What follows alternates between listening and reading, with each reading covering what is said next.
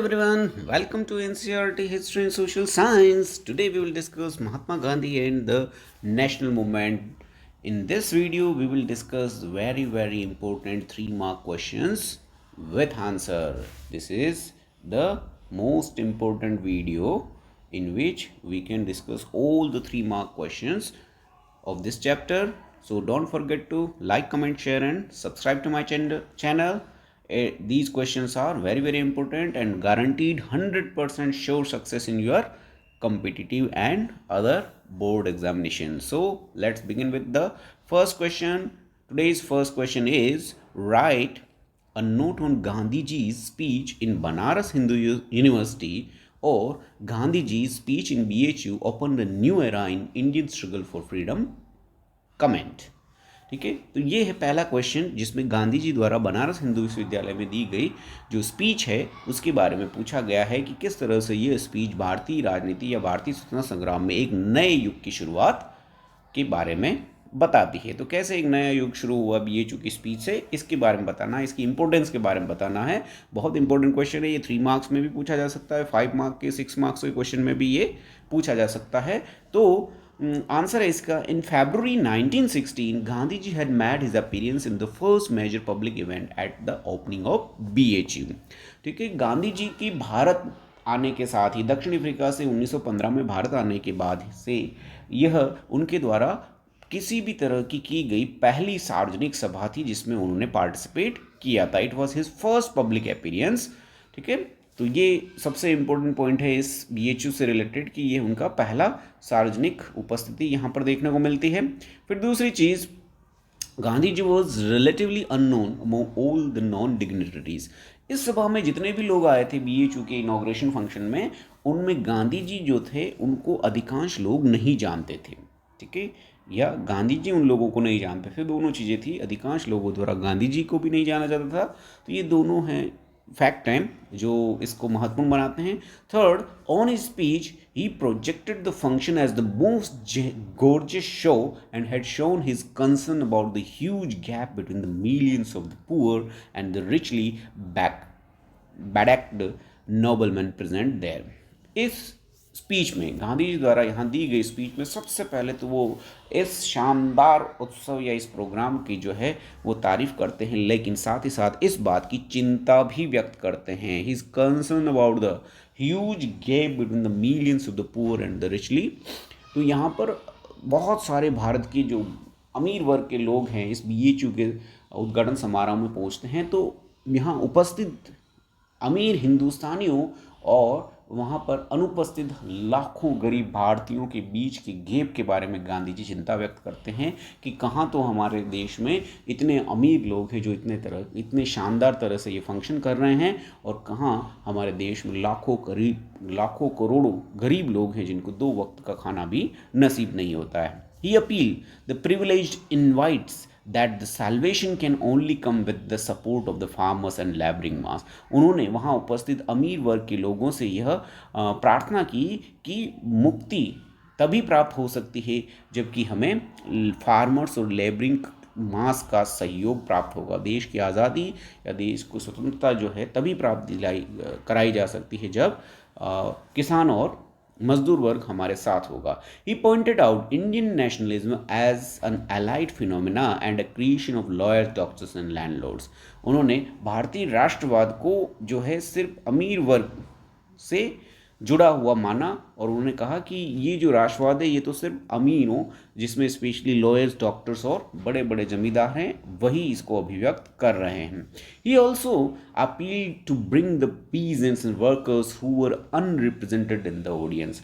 उन्होंने इस बनारस हिंदू विश्वविद्यालय के उद्घाटन समारोह में इस बात की पुरजोर जो है सिफारिश की कि हमारे देश के जो गरीब किसान और मजदूर हैं उन्हें भी इस तरह के समारोह का हिस्सा होना चाहिए जो इस समारोह में उपस्थित नहीं है।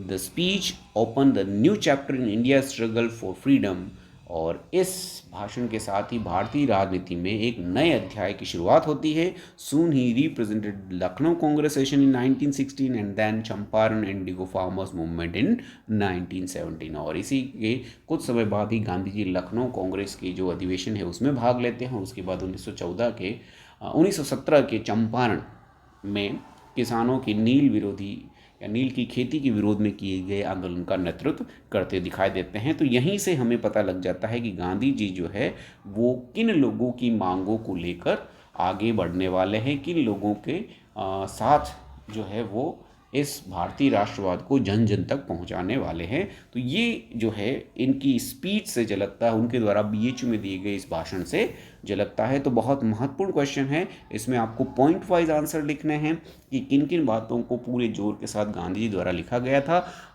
जितने भी क्वेश्चंस हैं उनको अधिकांश क्वेश्चन को आपको पॉइंट बनाकर लिखना है। तो बहुत इंपॉर्टेंट है ये क्वेश्चन और परीक्षाओं में बहुत बार पूछा गया है, इसलिए आपको पूरी तरह से इसे याद रखना है, इन सारे पॉइंट्स को याद रखना है। अब हम चलते हैं नेक्स्ट क्वेश्चन की ओर। Question number 2 question is what do you mean by Rowlatt Act. Rowlatt कानून से आप क्या समझते हैं या रॉलट कानून क्या था। ठीक है, तो रॉलट एक्ट जो था in 1918 sir Sidney Rowlatt was appointed to the head of a committee known as Rowlatt committee. 1918 में प्रथम विश्व युद्ध के बाद सरकार द्वारा सिडनी रॉलट को जो है एक कमेटी का अध्यक्ष बनाया जाता है जिसे रॉलट कमेटी कहा जाता है। ठीक है, यहाँ तक क्लियर है। फिर उसके बाद the committee recommended to continue war time rules and regulation known as Rowlatt act. और ये जो रॉलट एक्ट की कमेटी है वो युद्ध के समय भारत में जो भी कानून और जो परिस्थितियां हैं अंग्रेजों द्वारा रखी गई थी उन्हें आगे भी कंटिन्यू करने के लिए कहते हैं। देखिए, किसी भी समय जब कभी किसी देश में युद्ध चल रहा होता है तो उस समय सरकार द्वारा कुछ युद्धकालीन विशेष कानून बनाए जाते हैं। प्रथम विश्व युद्ध के दौरान ऐसे कानून बनाए गए थे, लेकिन युद्ध की समाप्ति के बाद भी ब्रिटिश सरकार ऐसे ही कानूनों को कंटिन्यू रखने के लिए जो सुझाव दिए जाते हैं उस कमेटी को ही जो है रॉलट एक्ट कमेटी कहा जाता है। और ये सुझाव क्या दिए गए थे, किस तरह के युद्धकालीन कानून थे। The act empowered the government to arrest any person without trial. इस कानून में, रॉलट एक्ट के कानून में सबसे महत्वपूर्ण कानून ये था कि गवर्नमेंट या ब्रिटिश पुलिस जो है किसी भी व्यक्ति को बिना किसी ट्रायल के कोर्ट में ले जाए बिना किसी भी व्यक्ति को गिरफ्तार करके 2 साल तक वो अपनी कस्टडी में रख सकती थी। तो ये रॉलट एक्ट का सबसे अन्यायपूर्ण कानून था जिसका विरोध हुआ। The government also ban publication of any seditious article in the newspaper. किसी भी तरह का सरकार विरोधी कोई भी आर्टिकल जो है उसे अखबार में छापने पर रेस्ट्रिक्शन या बैन लगा दिया गया। Censorship was imposed on the press पर जो है सेंसरशिप लागू की गई। The newspaper editors who violated were imprisoned and security deposited were forfeited. जो भी प्रेस के ऑनर जो है और न्यूज़ एडिटर्स हैं जो इन कानूनों को, इस सेंसरशिप को नहीं मानेंगे या इसका विरोध करेंगे, इसके अगेंस्ट रहेंगे, उन लोगों को जेल की सज़ा दी जाएगी और साथ ही साथ जो है उनकी सिक्योरिटी मनी जो होगी उसको जब्त कर लिया जाएगा, उसे फिर से लौटाया नहीं जाएगा। तो रॉलट एक्ट में मेनली 2 थी, किसी भी व्यक्ति को बिना कोर्ट में ले जाए जो है पुलिस को गिरफ्तार करने का अधिकार देना, और दूसरा जो है प्रेस पर सेंसरशिप को स्ट्रिक्टली इम्पोज करना। तो ये 2 चीज़ें थी जिन्हें रॉलट एक्ट कानून कहा जाता है, जो मार्च 1919 में लागू किए गए थे। ब्रिटिश सरकार द्वारा इस कमेटी की सिफारिशों को स्वीकार कर लिया गया था। ठीक है, तो ये है रॉलट एक्ट। फिर इसके बाद बात करते हैं थर्ड क्वेश्चन पर, what were the early 3 political movements of Gandhi ji in India. Gandhi ji के भारत में कौन से 3 प्रारंभिक आंदोलन थे, या गांधी जी द्वारा भारत में प्रारंभ में कौन कौन से आंदोलन किए गए थे। तो गांधी जी भारत में आए, उसके बाद गांधी जी द्वारा पहले तो देश भर की परिस्थितियों का अध्ययन किया गया और उसके बाद जब है उन्हें मौका मिला तो उन्होंने सबसे पहले 1917 में बिहार के चंपारण जिले में नील की खेती करने वाले किसानों के मूवमेंट से अपने आंदोलनों की शुरुआत की थी। तो इस क्वेश्चन का आंसर जो अगर हम देखें तो Gandhi ji developed self confidence to lead a struggle in South Africa and in 1916 BHU speech had made him popular figure among the peasants and workers. Gandhi ji ने आत्मविश्वास के द्वारा जो है दक्षिण अफ्रीका में अपने सत्याग्रह मूवमेंट को लीड किया था, और जब 1916 में BHU के इनॉग्रेशन फंक्शन में उद्घाटन समारोह में उन्होंने जो स्पीच दी थी, जिसकी वजह से वो किसानों मजदूरों के एक प्रमुख लीडर के रूप में प्रसिद्ध हो गए। ठीक है, तो पहली चीज़ तो कि उन्होंने वो प्रसिद्धि, वो स्थान जो है BHU की स्पीच के बाद किसानों और मजदूरों के मन में बनाया। फिर he entered into political field of India with satyagraha in Champaran. Bharat की राजनीति में उनका प्रारंभ जो है बिहार के चंपारण जिले में किए गए सत्याग्रह से प्रारंभ होता है, जो कि 1917 में उन्होंने किया था। The indigo peasants of the Motihari in Bihar invited him to lead their case and to enhance compensation to the indigo farmers. Bihar के चंपारण जिले या जो मोतिहारी क्षेत्र है, वहाँ के किसानों ने गांधी जी को इनवाइट किया था, आमंत्रित किया था कि वो उनके केस को जो है लीड करे, साथ ही साथ जो है नील की खेती करने वाले किसानों के मुआवजे को बढ़ाने से संबंधित बात करें। Due to his introversion the indigo farmers were given 25% compensation.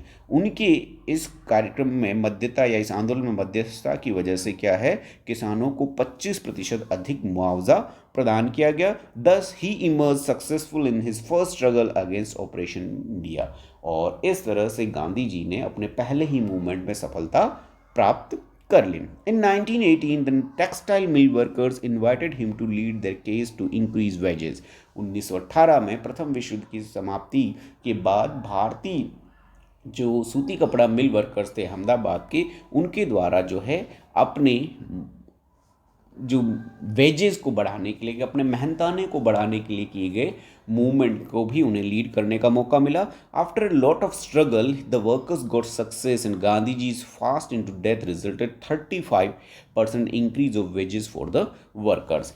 और वहाँ पर जो है गांधी जी का ये मूवमेंट सक्सेसफुल होता है, क्योंकि गांधी जी वहाँ पर जो है आमरण अनशन प्रारंभ कर देते हैं, और जिसकी वजह से जो मजदूर है कॉटन टेक्सटाइल मिल वर्कर से उनके वेजेस में 35% की इंक्रीज की जाती है, और इस तरह से मजदूरों की मांग वहाँ पर पूर्ण हो जाती है। तीसरा जो मूवमेंट था in 1918 Gandhi ji also supported peasants movement in Kheda, जो अहमदाबाद के पास में खेड़ा डिस्ट्रिक्ट है गुजरात का, वहाँ पर एक किसानों का मूवमेंट था, उसको भी गांधी जी द्वारा लीड किया गया था। The farmers were relieved from paying taxes. वहाँ पर जो अकाल पीड़ित या फसल खराब होने की वजह से किसानों की फसल या उत्पादन नहीं हुआ था, फिर भी ब्रिटिश गवर्नमेंट टैक्स ले रही थी। ऐसे में गांधी जी के पास जाया जाता है और गांधी जी जो है वो इस मूवमेंट को लीड करते हैं, और उस ईयर के लिए किसानों का टैक्स जो है माफ़ हो जाता है। तो गांधी जी का third movement Kheda peasants movement था, वो भी सक्सेसफुल रहा। So these 3 movements place Gandhi ji at the top among the freedom fighters. और इन 3 मूवमेंट की सफलता के साथ ही गांधी जी भारत के सबसे प्रमुख जो है स्वतंत्रता सेनानियों में स्थान हासिल करने में सफल हो जाते हैं, क्योंकि वो मजदूरों और किसानों की समस्याओं को ब्रिटिश सरकार के सामने रखते हैं और उन समस्याओं या उन मांगों को पूरा करने में सफल हो जाते हैं। तो this is very very important question. Third question, what were the 3 initial movements of Gandhi ji in India. फिर बात करते हैं नेक्स्ट क्वेश्चन की। Next question is why did Gandhi ji start non cooperation movement and why was it withdrawn. तो बहुत important question है, गांधी जी असहयोग आंदोलन क्यों प्रारंभ करते हैं और क्यों यह आंदोलन बंद कर दिया गया। तो Gandhi ji non cooperation movement को प्रारंभ करते हैं, उसकी 4 रीज़न है। To oppose Rowlatt act, Rowlatt कानून का विरोध करने के लिए। To undo the injustice done at Jallianwala Bagh, Jallianwala Bagh में भारतीयों के साथ जो जनरल डायर ने ज्यादती की या भारतीयों के प्रति जो अत्याचार किया, उनको जो है उस अन्याय को विरोध करने के लिए। And the third, to support the Khilafat movement. उस समय तुर्की के खलीफा के फेवर में दुनिया भर के मुसलमानों द्वारा खिलाफत मूवमेंट चलाया जा रहा था। भारत में भी खिलाफत कमेटी इस मूवमेंट को लीड कर रही थी, अली ब्रदर्स लीड कर रहे थे, तो उसके लिए भी गांधी जी ने असहयोग प्रारंभ किया। और चौथा था टू गेट स्वराज, भारतीयों को स्वराज दिलाने के लिए गांधी जी द्वारा यह मूवमेंट प्रारंभ किया गया था। तो ये 4 रीज़न है नॉन कोऑपरेशन मूवमेंट को प्रारंभ करने के। और इसका जो नेक्स्ट पार्ट है, वाई वॉज इट विदड्रॉन, तो इसका आंसर है due to the violence at Chauri Chaura the movement withdrawn. Uttar Pradesh के गोरखपुर जिले के चोरी चौरा गाँव में एक प्रोसेशन पर पुलिस द्वारा की गई जाब्ती पर पुलिस भीड़ द्वारा उग्र हो जाना और वहाँ पर उस पुलिस स्टेशन में ही वहाँ के पुलिसकर्मियों को 22 पुलिसकर्मियों को जिंदा जला दिए जाने की घटना के कारण 1922 में 1922 में गांधी जी जो है इस मूवमेंट को बंद कर देते हैं। ठीक है, तो चोरी चोरा इंसिडेंट वो रीज़न था जिसकी वजह से असहयोग आंदोलन बंद कर दिया जाता है। तो this was the fourth question. Next one is right and note on खिलाफत मूवमेंट। खिलाफत मूवमेंट पर एक टिप्पणी लिखिए, या व्हाट वाज खिलाफत मूवमेंट, खिलाफत मूवमेंट क्यों था, क्यों किया जा रहा था और इसका क्या इंपॉर्टेंस है। तो the sultan of Turkey was Khalifa और religious head of Muslim of all over the world. Turkey का खलीफा जो है या टर्की का जो रूलर है वो पूरे वर्ल्ड में मुस्लिमों का रिलीजियस हेड माना जाता है, उनका धार्मिक गुरु माना जाता है। Under the leadership of Muhammad Ali and Shaukat Ali, Muslims of India launched a powerful movement in order to restore the power and position of Khalifa of Turkey, known as Khilafat movement. तो भारत में दो भाइयों Ali, Shaukat Ali and Mohammad Ali की leadership में खिलाफत committee को establish किया जाता है और खिलाफत मूवमेंट प्रारंभ किया जाता है। इस मूवमेंट का उद्देश्य था to restore the power and position of Khalifa of Turkey.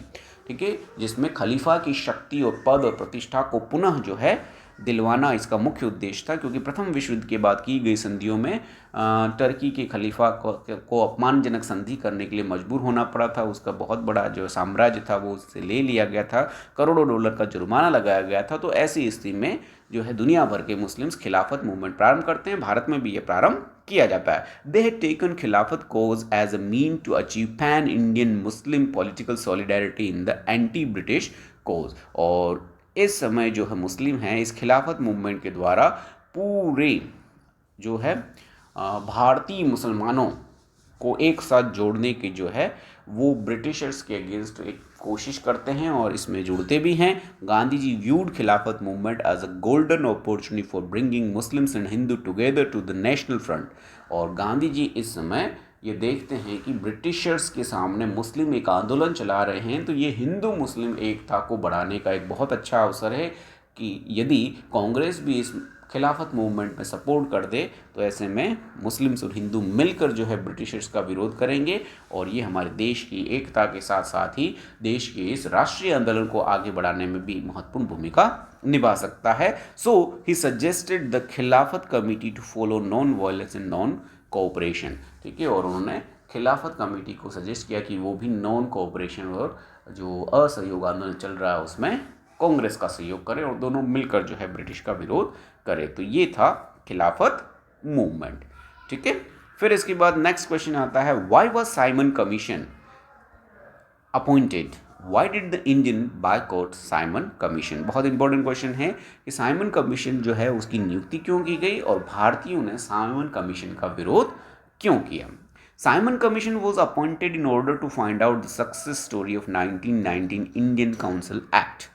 ठीक है, साइमन कमीशन की नियुक्ति जो 1919 में भारतीय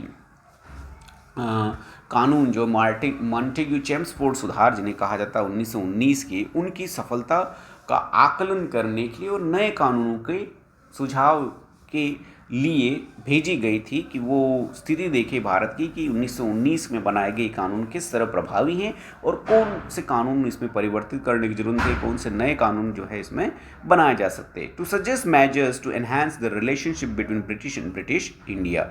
ठीक है, साथ ही साथ भारत और भारतीयों के साथ ब्रिटिश सरकार के रिलेशनशिप को और मजबूत करने के लिए और कौन कौन से कदम उठाए जा सकते हैं, इनको इंश्योर करने के लिए उनके सजेशन के लिए ये साइमन कमीशन भारत भेजा गया था। इन नवंबर 1927 sir John Simon was appointed with the head of Indian statutory committee along with other 8 members.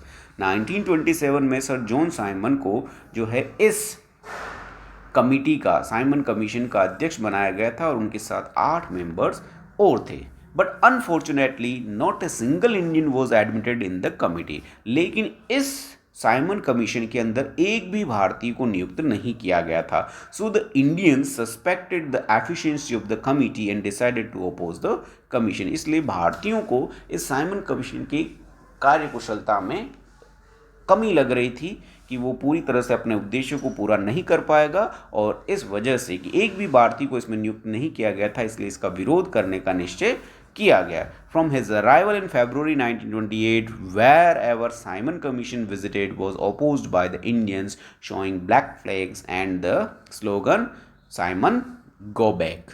ठीक है, तो फरवरी 1928 में ये कमीशन भारत आया और जहाँ कहीं भी गया इसको साइमन गो बैक के नारों और काले झंडों के साथ इसका वेलकम किया गया। साइमन वापस जाओ, साइमन गो बैक साइमन, इस मूवमेंट का एक प्रमुख नारा था। तो ये था साइमन कमीशन और इसलिए इसका विरोध किया गया। Next question is right in note on Lahore session of 1929। 1929 की लाहौर अधिवेशन के बारे में टिप्पणी लिखिए या उसके महत्व पर प्रकाश डालिए। तो Lahore session of 1929 was a turning point in the history of freedom movement in India. भारतीय आज़ादी के संघर्ष का एक बहुत ही महत्वपूर्ण टर्निंग पॉइंट था। फॉर द फर्स्ट टाइम, क्यों था? सबसे पहला सबसे महत्वपूर्ण चीज़ जो इसकी थी, the Congress leadership transferred from the elderly people to the young generation. इस बार इस अधिवेशन की अध्यक्षता जो है वो एक युवा व्यक्ति के हाथों में सौंपी गई थी जिनका नाम था पंडित जवाहरलाल नेहरू। ठीक है, उन्हें कांग्रेस का अध्यक्ष इस समय बनाया गया था। तो पहला जो है एक युवा व्यक्ति के हाथों में कांग्रेस की बागडोर दी गई थी। दूसरा, ऑन 31 दिसंबर 1929 कांग्रेस अडॉप्टेड पूर्ण स्वराज एज इट्स गोल। और 31 दिसंबर 1929 को कांग्रेस के अधिवेशन में कांग्रेस ने अपना उद्देश्य जो है पूर्ण स्वराज की प्राप्ति को घोषित किया कि कांग्रेस पूर्ण स्वराज की प्राप्ति तक देश के में जो है ब्रिटिश को हटाने के प्रयास करती रहेगी, ब्रिटिश का विरोध करती रहेगी। The Congress reaffirmed faith on Gandhi ji and decided to launch a mass movement under his leadership. Congress ने इसी के साथ साथ गांधी जी जो है उनके ऊपर विश्वास जताते हुए उन्हें एक मास मूवमेंट इसके लिए चलाने के लिए उन्हें जो है कहा गया कि पूर्ण स्वराज की प्राप्ति के लिए एक बड़ा मूवमेंट जो है वो प्रारंभ करें। अब वो all Congress also adopted many socialist resolution, और इसमें बहुत सारे समाजवादी जो है घोषणाएं भी इसमें कांग्रेस द्वारा एक्सेप्ट की जाती है। एक बहुत महत्वपूर्ण चीज़ है कि इसी अधिवेशन में जो है 26 जनवरी को जो है इंडिपेंडेंस डे के रूप में मनाए जाने की घोषणा भी की जाती है, और 26 जनवरी 1930 को भारत का पहला स्वतंत्रता दिवस भी मनाया जाता है। तो ये सारी घोषणाएं जो है पूर्ण स्वराज की प्राप्ति तक 26 जनवरी को हम स्वतंत्रता दिवस मनाएंगे, ये भी इस लाहौर सेशन का बहुत महत्वपूर्ण बिंदु था। तो these are the important facts about Lahore session. Now we move on to the next question, question number 8, and it is give the significance of the Dandi salt march. ठीक है, नमक सत्याग्रह या दांडी यात्रा के बारे में, इसके महत्व के बारे में चर्चा कीजिए। तो दांडी यात्रा जो है निम्नलिखित 3 कारणों से बहुत महत्वपूर्ण है। First one is this event brought Mahatma Gandhi to the world attention. पहली बार महात्मा गांधी द्वारा चलाए गए किसी मूवमेंट पर पूरे विश्व भर की नज़रें टिकी थी और पूरे विश्व में गांधी जी का नाम इस मूवमेंट के बाद पहुंच गया था। गांधी जी ने इस आंदोलन के द्वारा वर्ल्ड अटेंशन को गेन किया था। तो ये एक बहुत बड़ा जो चेंज हम कह सकते हैं, दांडी यात्रा का महत्व हम कह सकते हैं, वो ये था कि इसने वर्ल्ड अटेंशन को गेन करने में इंपॉर्टेंट रोल प्ले किया। दूसरा, it was the first nationalist movement in which women participate. ये भारत का पहला एक ऐसा राष्ट्रीय आंदोलन था जिसमें महिलाओं ने बहुत बड़ी संख्या में पार्टिसिपेट किया था। तो महिलाओं की संख्या के हिसाब से दांडी यात्रा जो है बहुत सक्सेसफुल मानी जाती है। और तीसरा, it create pressure upon British government to realize that the empire will not last long. इस दांडी यात्रा ने यह रियलाइज़ करा दिया था ब्रिटिशर को, इतना दबाव में ला दिया था कि ब्रिटिशर्स ने ये मानने लगे थे कि भारत में ब्रिटिश एम्पायर जो है हमेशा के लिए नहीं रहने वाला है, वो किसी न किसी दिन ख़त्म होगा। यानी इतना शक्तिशाली ये जो सॉल्ट मार्च था, प्रदर्शन था, वो माना जाता है। तो इन 3 कारणों से वर्ल्ड अटेंशन लेना, वुमेन्स पार्टिसिपेशन और ब्रिटिशर्स को रियलाइज़ कराना कि उनका एम्पायर जो है इंडिया में परमानेंट नहीं रहने वाला। तो these are the 3 important facts. ठीक है, about salt march. Now we move on to the next question, question number 9, that is what was the problem of separate electorates? What were the disagreements between Congress and Dalits on this issue? Finally, what solution could be this issue? ठीक है, separate electorates या पृथक निर्वाचक की क्या समस्या थी और जो दलित और कांग्रेस या महात्मा गांधी के बीच इस बात को लेकर क्या इश्यू थे और क्या सॉल्यूशन इसका निकाला गया. The demands of separate electorates by the Dalits in which they wanted reservation in separate electorates like Muslim.